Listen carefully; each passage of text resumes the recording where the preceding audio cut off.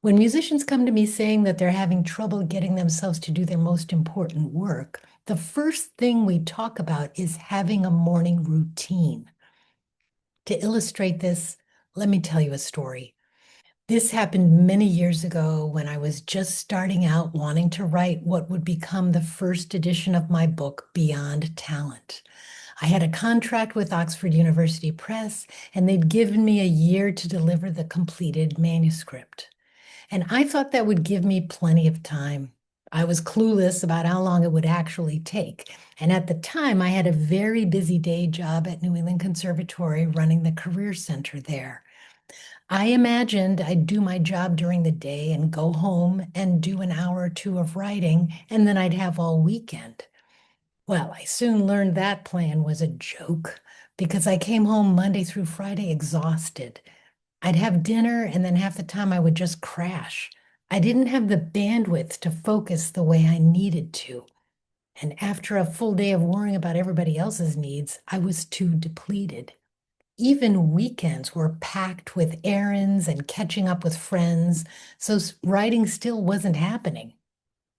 Finally, I realized the only way I was going to meet my deadline was if I got up early to write in the morning before I went to work. Now, I'm not a morning person. I am not pleasant in the morning. You don't want to have a conversation with me first thing in the day. But what I found is my brain is much more clear in the morning, even if I was just coming out of the fog of sleep and only half awake. That was when I could fully focus on the writing.